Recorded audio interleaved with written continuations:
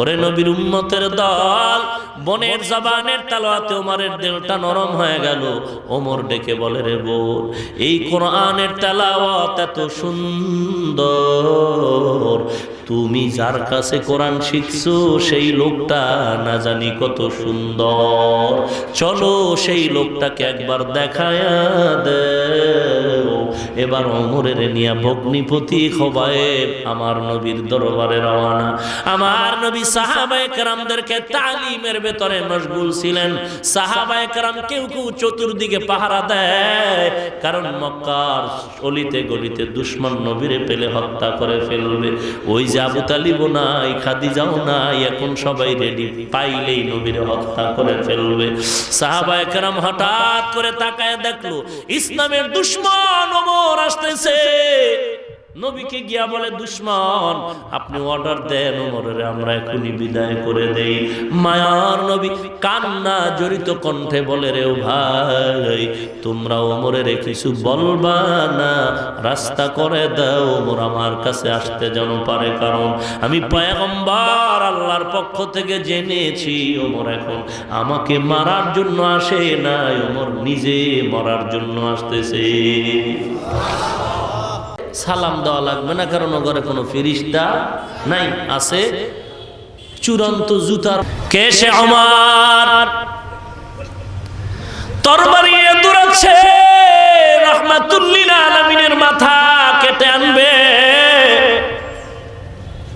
100 লাল উট পুরস্কার পাবে রে ওমর। আবু জাহাল ঘোষণা দিল, কে পারবা? আব্দুল্লাহর সন্তান মুহাম্মদ সাল্লাল্লাহু আলাইহি সাল্লামের মাথা নিয়ে আসবে 100 লাল উট। উটের ভিতরে লাল কালারের উটের দাম বেশি বলে 100 দেওয়া হবে। ওমর তরবারি নিয়ে দাঁড়ায় বলে, আমি পারবো। আবু জাহাল বলে, হ্যাঁ তুমি পারবা, যাও যাও। ওদিকে মক্কার কিনারে আমার নবী দোয়া করেন, রে মালিক, দুই ওমরের এক ওমর তুমি ইসলামের ঢাল বানায় দাও। যে ওমর তরবারি নিয়ে দৌড়ায় সে ওমরের দিলটা আল্লাহর দিকে ঘোরানো হচ্ছে। নবী দোয়া করেন। পথিমধ্যে যাওয়ার পরে একজনে ধাক্কা দিয়া কয়, মেজাজ গরম করে কই যাও? বলে, মুহাম্মদের মাথা আনতে যাই। কেন? বলে, মুহাম্মদ আমগো ধর্মের বিরুদ্ধে কথা বলে, মূর্তি পূজার বিরুদ্ধে কথা বলে, ঘরে ঘরে ছবি টানাই, রাস্তায় রাস্তায় মূর্তি বানাই, মূর্তির কাছে গিয়া হাত জোর করে এরকম চাই, ও আমাগো বিরুদ্ধে বলে, মাথা নিয়ে আসো। বলে, মুহাম্মদ তোমার রক্তের কেউ? বলে, না না। তোমার রক্তের আপন বোনের খবর নাও, সেও তো মুহাম্মদের কাছে ইসলাম কবুল করেছে। যেখানে বাঘের ভয় সেখানে ওমরের মাথা গরম হয়ে গেল। কি বলো, আমার বোন কালেমা পড়েছে? বলে, হ্যাঁ। এবার ওমরের মাথা আরো গরম হয়ে ডিভাইড হয়ে গেল। মুহাম্মদের পরে আগে আমার বোনের সাইজ করে লই। ঘরের ইঁদুর যদি বান কাটে, বাইরের ইঁদুর দিয়ে ফিরায় লাভ নাই, আগে ঘরের ইঁদুরের সাইজ করে লই। ওমর তরবারিটি নিয়ে আবার বোনের বাড়ি দৌড়ায়। বোনের বাড়ির দরজায় গিয়া শোনে বোন আর ভগ্নিপতি আল্লাহর কোরআন তেলাওয়াত করতেছে। মাথা গরম হয়ে গেল। দরজায় নক করলো, বোন দরজা খোল। বোন ভাইয়ের আওয়াজ পেয়ে দরজা খুলবে, ভগ্নিপতি আত্মগোপন করলো। বোন দরজা খুলে দেওয়ার পর মেজাজ গরম নিয়ে ওমর ঘরে ঢুইকা বলে, কথাবার্তা ক্লিয়ার বল, আগে কোনো সালাম কালাম নাই, বিনিময় নাই, তুই মুহাম্মদের কালেমা পড়েছ। এ পর্দার আড়ালের মা বোনেরা, শুনো কেমন মা হয়েছ রে মা। আমি হাফিজুর রহমানের মা। ও মা, তুমিও মা। বড় পীর আব্দুল কাদের জিলানীর মা। ও মা, তুমিও মা। বাইজিদ বুস্তামির মা। ও মা, তুমিও মা। শুনো কেমন মা তুমি হয়েছ। একটা মা পারে তার স্বামীরও ঠিক করতে, সন্তানেরও ঠিক করতে। ও মা, আমার মা তো আমাকেও কোরআন পড়াইছে, আমার আব্বাও কোরআন পড়তে জানতেন না, আমার মা আমার আব্বাকে কোরআন পড়া শিখাইছে। এখন আমার মা আমার বাসায় আছে ঢাকা যাত্রাবাড়ি মাতুয়াইল মেডিকেলের পাশে আদর্শনগর। আমার বাবাও ছিলেন, গতকাল বাড়ি চলে গেছে, আবার আসবেন। আমার বাবাকে আমার মা কোরআন শিখাইছেন। আমি যে মাঝে মাঝে আপনাদের গজল পড়ে শোনাই, এগুলো আমার মা শিখাইছেন। আমার মা আমাকে গজল শিখাইছেন, এবং বাকি যে গজলগুলো বলে আমি নিজে নিজে এগুলো রচনা করেছি। ছাত্র জীবনে আমি গজল গাইতাম, এখন ছেড়ে দিয়েছি। এখন কাগজ কলম নিলে গজল আসে না, শুধু বয়ান আসে, বয়ান। ওই জিন্দেগি ছিল একটা, এখন জিন্দেগি আর এক রকম। আল্লাহ, অপর্দার আড়ালের মা আছে তো? আসেনি মা? মহিলারা সব ঘুমায়, টিভি দেয়। কি এর ওয়াজ মাঝে এটি বুঝে না, টিভি দেয় বয়ে বয়ে। হ্যাঁ, বড় হুজুর ওয়াজ করতেছে। কয়েকদিন আগে খবর জানি না মিডিয়াওয়ালারা দিছে, মা শিশু বাচ্চাটাকে গলা টিপে হত্যা করেছে। টিভির সিরিয়ালে ভেজাল লাগাইছে, কি রিমোট লয়া। বাচ্চারা রিমোট পাইছে, এটা রিমোট না কচু, বুঝে না। খেলাধুলা করছে, মা চাইছে দেয় না। বাচ্চা একটা হাতে চাইলে দিতে চায় না। মায়ের সিরিয়াল, টিভির সিরিয়াল, নাটক চলে যাচ্ছে, মাথা গরম হয়ে গেছে। সন্তান দিচ্ছে না, চিল্লাইতেছে, হুমানে। মা রাগের কারণে গলা টিপে হত্যা করে ফেলছে। নাউজুবিল্লাহ বলার আগে ওইটারে পিডান দরকার। আল্লাহ হেদায়েত দান করুন। পর্দার আড়ালের মা, আপনারা পুরুষেরা তো ওয়াজ কম শুনেন না, জুমার দিন শুনেন। মা বোনদের বেশি বয়ান শোনানো দরকার, বেশি শোনানো দরকার। টিভি কিনে দিছেন আমার মাকে, ম্যাডাম বলেছে টিভি দিতে হবে। আর আপনিও বিয়ের আগে বলছিলেন আমাকে রঙিন টিভি দাও, যৌতুক হিসাবে চেয়েছিলেন। যে কারণে আপনি পুরুষ নামের মগা হয়ে আছেন, ম্যাডামের কাছে আপনি দুর্বল। আমগো ম্যাডামও তো একেবারে খারাপ না, আপনাকে থেকে যে একেবারে খারাপ তা না। কোনদিন তো বলেন একটা লিপস্টিক কিনে দাও? কোনদিন বলেন? 2-3 দিন মাঝে মাঝে সফরে যাই, হজে গেলাম, ভারত গেলাম, ঘরের বাহিরে তালা দেয়াই থাকে। কোনদিন বলেন আমাকে একটু ঘুরতে নিতে হবে, একটু পার্কে নিতে হবে, বেড়াইতে যাব? ও তো মহিলা। কোনদিন তো বলেন রাতে 3টা নাই 4টা নাই বাসায় ঢুকি, গরম ভাত গরম তরকারি, আল্লাহর কসম করে বলছি মাঝে মাঝে যদি পেটে ক্ষুধা না থাকে, না খাইলে কষ্ট পায়। আমিও চিন্তা করি এই রাত্রে শীতের মধ্যে গরম পানি, গরম ভাত, গরম তরকারি রেডি, না খাইলে মনে কষ্ট পাবে, তো 2-1 লোকমা হলেও খাই। শান্তি তো আল্লাহর তরফ থেকে আসে, মাস্তানি করার কিছুই নাই।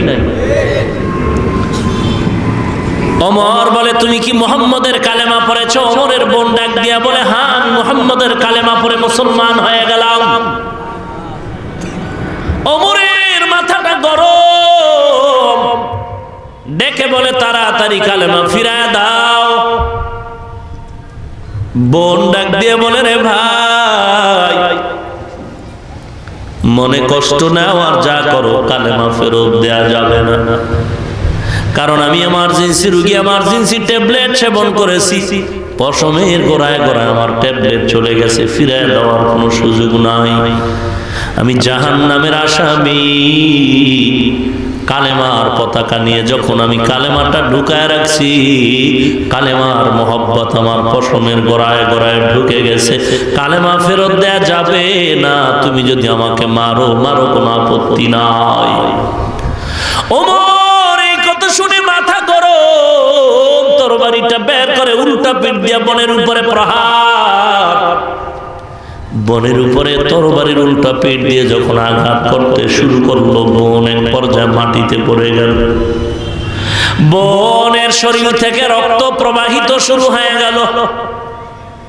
বোন নরম শরীরের কান্না, রক্ত দেখে কান্না করে মায়ার নজর দিয়া বলে, রে ভাই তুমি আমাকে যতই মারো কোনো আফসোস করে লাভ নাই, মারো তবে জেনে নাও, হাত কাটবা পাও কাটবা তবে কালেমা ফিরাই নিতে পারবা না রে ভাই।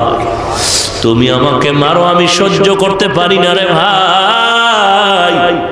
আমার মা যদি আজকে পাশে থাকতেন আমার গায়ে হাত দিতে পারতা না রে ভাই। আমার বাবাও যদি থাকতো তুমি আমাকে মারতে পারতা না রে ভাই। তুমি আজ আমাকে রক্তাক্ত করেছো, তোমার কি মায়া হয় না রে ভাই? বোনের মায়ার কান্নায় ওমরের দিলে একটু মায়া এসে গেল। ওদিকে তো আমার নবী আল্লাহর কাছে চোখের পানি ছেড়ে দোয়া করেন, আল্লাহ ওমরের ইসলামের ঢাল বানায় দাও। ওমরের মায়া লাগা মাত্র বোনের রক্ত মুছায় আর বলে, বোন কাঁদবি না। আমি ঘরের সামনে এসে যে আওয়াজ শুনছিলাম কি পড়ছিলি? বলে আল্লাহর কালামের তেলাওয়াত করছিলাম। কেউ বলেছেন আবার ওমর কোরআন শরীফ নিজের হাতে নিয়ে পড়েছেন, কেউ লিখেছেন না না ওমরকে বোন কোরআন তেলাওয়াত করে শুনাইছেন। তাহা মা আনজালনা আলাইকাল কুরআন লিতাশকা। ওমরের যখন কোরআনের আওয়াজ সিনার মধ্যে এসে এফেক্ট করলো, ওমরের দিলের মধ্যে কেমন যেন কম্পন শুরু হয়ে গেল। কোরআন এমন এক আকর্ষণ, কোরআনের তেলাওয়াতে মানুষের পশম দাঁড়ায় যায়, চোখের পানি বের হয়ে যায়। দুনিয়ার সব কথাগুলো বারবার শুনলে ভালো লাগে না, কোরআন যত শুনি ততই মজা লাগে। এত সুন্দর কোরআন। আজ আমি বান্দার কোনো দাম নাই, এত সম্মান, কারণ আমার সিনার ভেতরে কোরআন। একটা গরিবের সন্তানরে কেউ চিনে না, কেউ জায়গা দেয় না, কিন্তু না সবাই মাথার তাজ বানায় রাখলো। কেন? বলে ওর সিনার মধ্যে দুনিয়ার সম্মানিত একটা গ্রন্থ কোরআন আছে। কোরআন এমন দামি, এ কোরআনের সাথে যার সম্পর্ক হবে সেও হয়ে যাবে দামি। সাধারণ কাপড়ের দাম নাই, কোরআনের সাথে লাগলো গিলাপ নাম হলো দাম হয়ে গেল। পায়ে লাগলে চুমো খায়, কাঠের কোনো দাম নাই, কোরআনের সাথে লাগার কারণে রেহাল হয়ে গেল। এখন মাটিতে পড়লে চুমো খায়। কোরআন এত দামি, যেই মানুষের কোনো দাম নাই, কোরআন লাগার কারণে দাম বেড়ে গেল। শুধু দুনিয়ার জীবন থাকতেই দাম না, কোরআনওয়ালা যদি ইন্তেকাল হয়ে যায়, মৃত্যু হয়ে যায়, কবরে যাওয়ার পরেও মাটিও তাদেরকে স্পর্শ করবে না। এ মজার কোরআন আজ মুসলমানের ঘরে নাই। মুসলমান এখন কোরআনটারে যদিও পড়ায় অপশনাল বানায় দিছে। ছেলে টাইম মতো স্কুলে যাবি, ইংরেজি অঙ্ক বাংলা প্রাইভেট ঠিক মতো পড়বি। যদি ফাঁকে সময় পাও 1 ঘন্টা কোরআন পড়বি।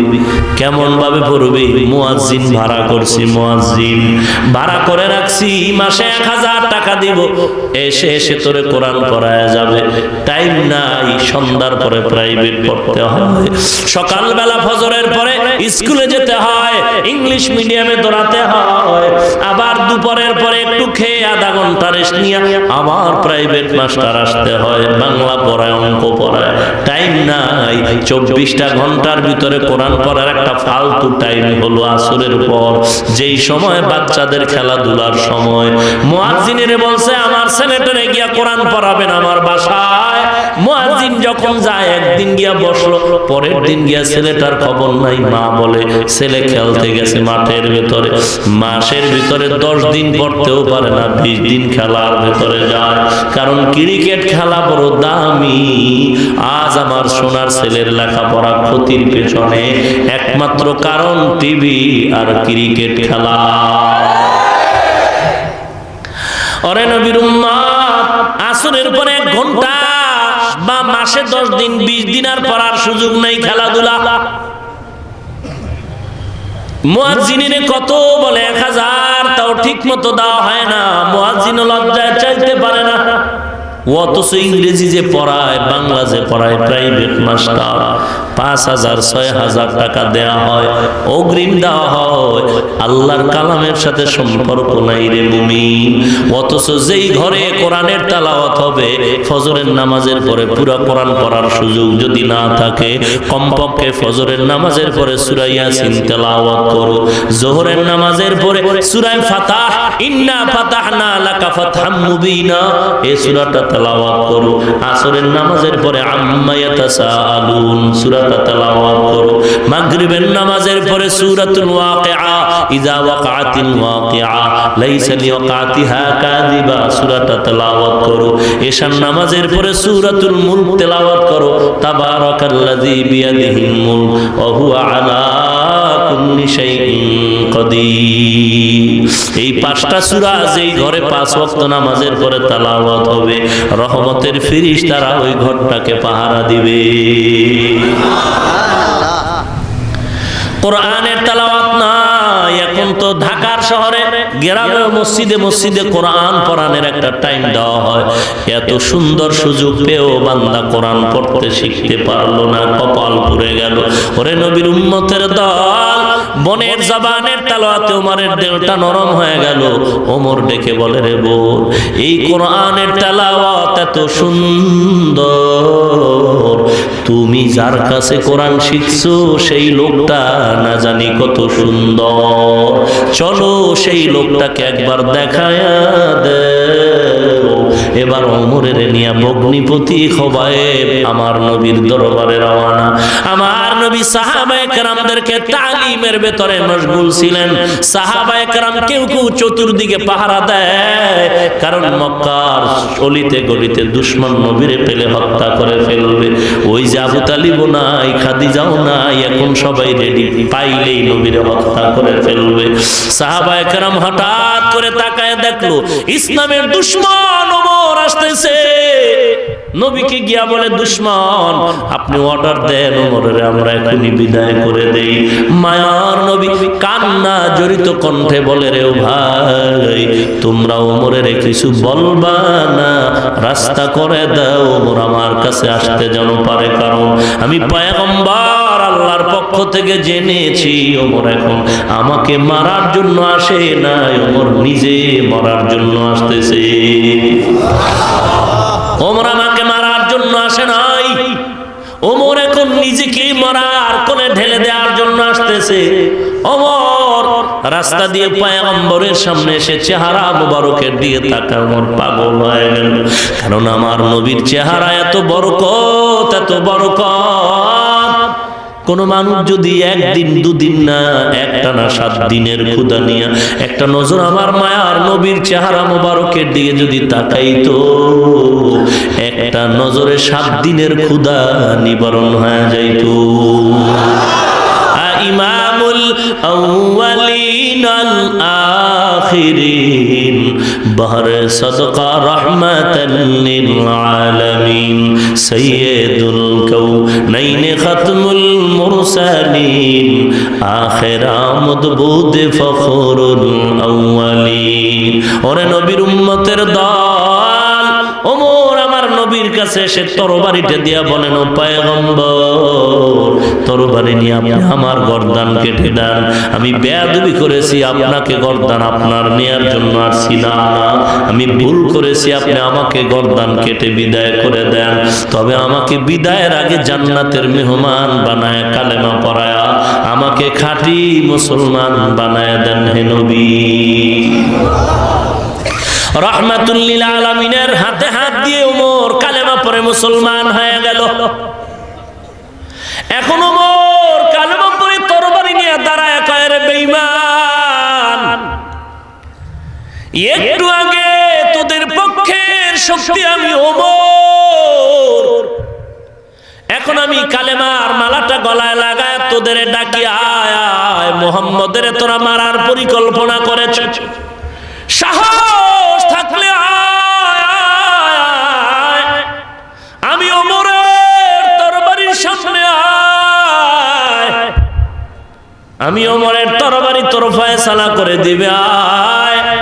সন্তানকে যদি এতিম বানাতে চাও, ওমরের তরবারির সামনে দাঁড়ায় যাও।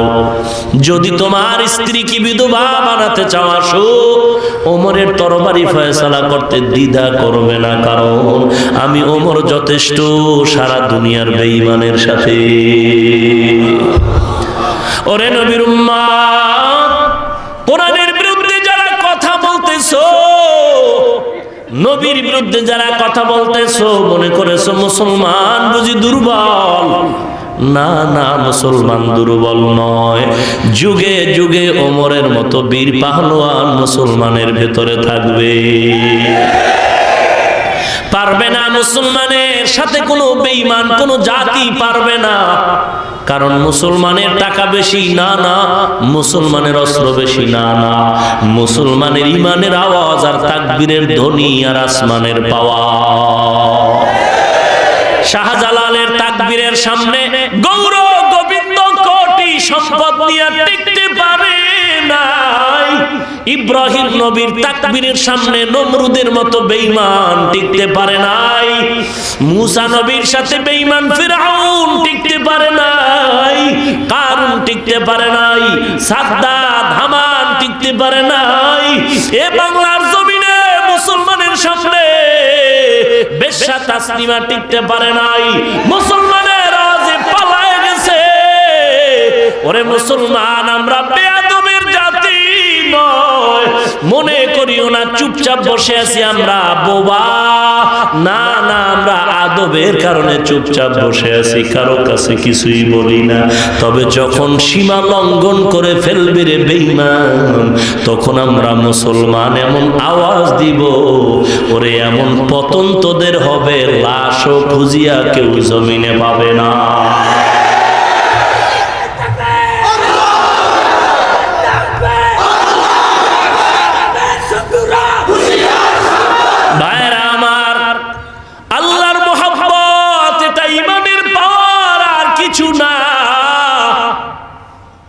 ওমরের মতো মানুষ এখন কেমন বড় বীর হয়ে গেল। এখন ওমর আর খালি ওমর না, তার সামনে নামের সাথে ফারুক। সত্য মিথ্যা পার্থক্যকারী হলো ওমর। এখন ওমরের সামনে ওমরে ফারুক টাইটেল লাগায় দেয়া হলো। যেই ওমর আমার নবীর গর্দান নেয়ার জন্য গেল, সেই ওমর এখন কেমন দামি হয়ে গেল। আল্লাহর নবী বলেন, লাউ কানা বাদি নাবিয়ান লাকানা উমর। আল্লাহ, আমি নবীর পরে নতুন করে যদি কোনো নবী বানাইতেন, তাহলে আমার পরে ওমর হতো আমার পরের নবী। কে সেই ওমর? সারা তার জীবনী পড়লেও শেষ হবে না রে ভাই। যেই ওমর এক রাস্তায় চলে, শয়তান ও রাস্তায় চলতে ভয় পায়। ওমরের ইতিহাস, ওমর কান্না করে করে গালে দাগ পরায় ফেললেন জাহান্নামের ভয়। ওরে নবীর উম্মতের দল, আজকে তো আমাদের কোনো ভয় নাই, মরণের চিন্তা নাই। এমন কোনো দিন নাই আমার সামনে তোমার সামনে ইন্তেকালের খবর আসে না। মুয়াজ্জিনের ফজরের আজানের পর প্রতিদিন কোনো না কোনো মহল্লার মসজিদে ইন্না লিল্লাহর আওয়াজ। কারো মা নাই, কারো বাবা নাই, কারো আত্মীয় স্বজন নাই। ওরে নবীর উম্মতের দল, কবরে চলে যেতে হবে। আমার মনে কত আশা, কত পরিকল্পনা।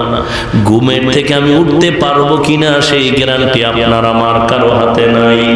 অতএব অনুরোধ করে বলি রে, এই রবিউল আউয়াল মাস বারবার তোমাকে স্মরণ করায় দেয় রাসূলের আদর্শ। যদি তুমি তরক করে থাকো, আজকে থেকে তওবা করে নবীজির আদর্শওয়ালা, টুপিওয়ালা, দাড়িওয়ালা হয়ে যাও।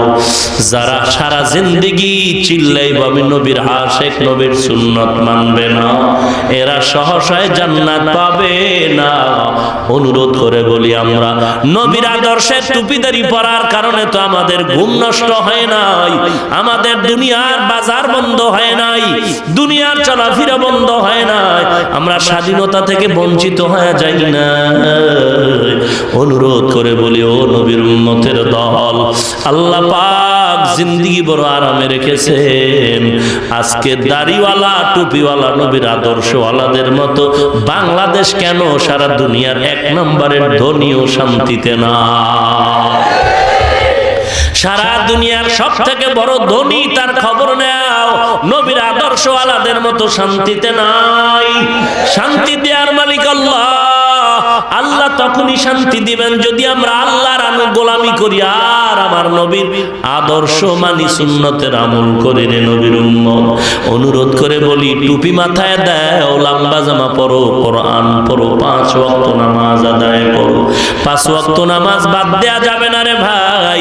জীবনে কত অন্যায় করেছি, আজ তওবা করে নেই, বরকতের মাস। জীবনে নামাজ ছাড়বো না, নবীর আদর্শের দাড়ি টুপি ছাড়বো না, কোরআন বন্ধ করব না, নিজেও কোরআন পড়ব, কোরআনের মহব্বত করব, কোরআনওয়ালার সাথে সম্পর্ক গড়ায় দিব। এরে যুবক, পায়ে হাত রেখে বলি, দাড়িটা কেটে নবীরে কাঁদায়ও না, নামাজ বন্ধ করো না, টুপিটা মাথায় দাও। আমার মতো হুজুর হওয়ার জন্য তোমাকে আমি একবারও বলছি না, বরং তোমার মতো কত যুবক হুজুর না। আজকে দেখো, তারা দাড়িওয়ালা নামাজি, ড্রাইভারি করে, শ্রমিকের কাজ করে, কৃষি কাজ করে, র্যাব, আর্মি, পুলিশ বলো, সিডিসি, এসপি বলো, ডাক্তার, ডক্টর, প্রফেসর বলো, আজকে তাকায় দেখো তারা 5 ওয়াক্ত নামাজি।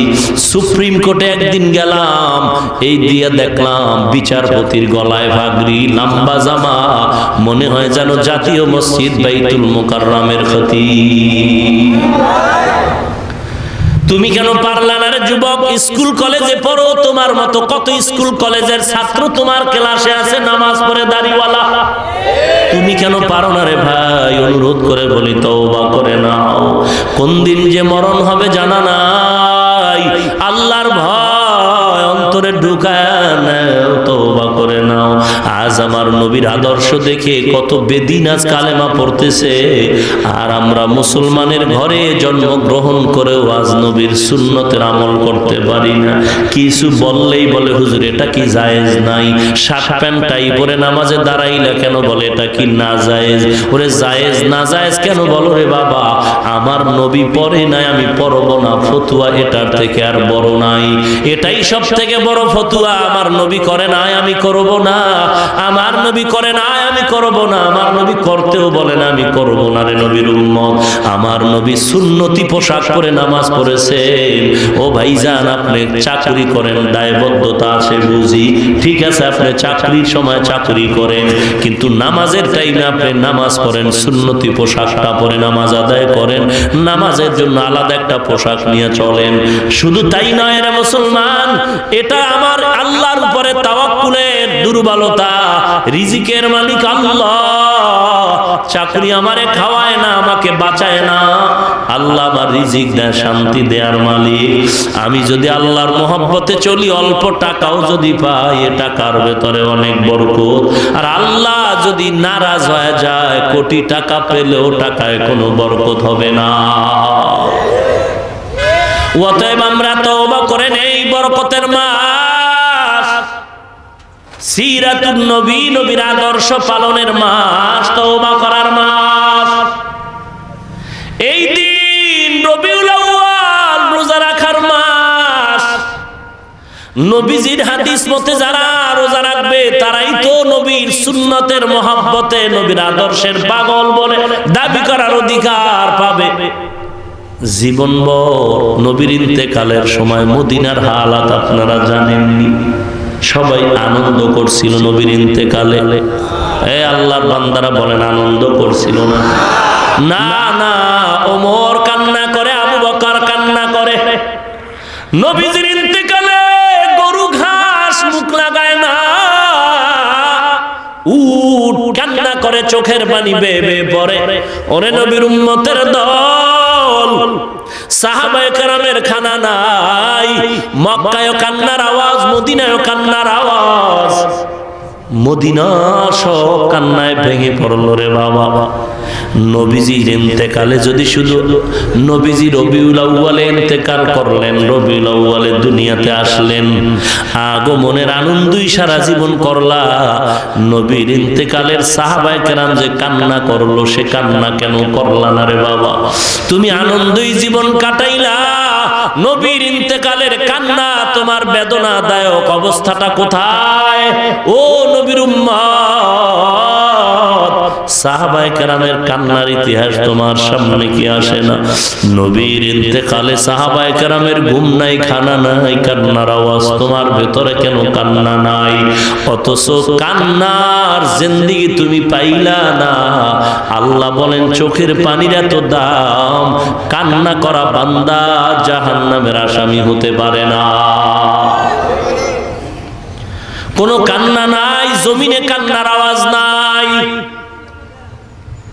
এখন ওয়াজ মাহফিলটাও এখন কৌতুকের মজলিস হয়ে গেছে। যেই বক্তা বেশি হাসাইতে পারে, যেই বক্তা বেশি হাসায় তার সুনাম। বলে বক্তা বড় স্মার্ট, ভালো বক্তা, কান্নার দরকার নাই। এক বক্তা তো বয়ানে বলেই ফেললো, এত কাঁদো কেন বাঙালি, নবী বেশি কাঁদে নাই, নবীজি বেশি কাঁদে না, তোমরা কেন এত কাঁদো? কত বড় ধোঁকাবাজ। অথচ নবী বলেন এক ফোঁটা চোখের পানি যদি ছেড়ে দাও, জাহান্নামের আগুন হারাম। বড় আশ্চর্য, আজ ময়দানে কান্নার বয়ান নাই, কান্নার আওয়াজ নাই। কিছু বক্তা এমন বের হয়েছে শুধু হাসাতেই থাকে, হাসাইতেই থাকে। বয়ানের আগা নাই, গোড়া নাই, মানুষ কিছু শিখবে নেওয়ার মতো কিছু নাই। আমলের দিকে মানুষ আগায় যাবে, অনুতপ্ত হবে, মা বাবার দোয়ার জন্য আগাবে, খবর নাই। দিলের পরিবর্তন হবে, কোনো খবর নাই। আজকে তাদের পেছনে লোক দৌড়ায়, তাদের বয়ান শুনে মানুষ মুগ্ধ হতে চলছে।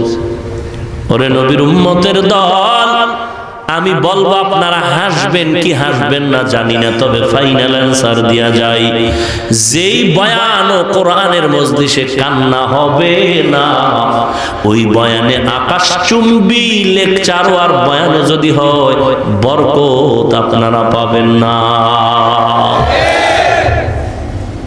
এবার আপনাদের বিচার আপনারা করেন।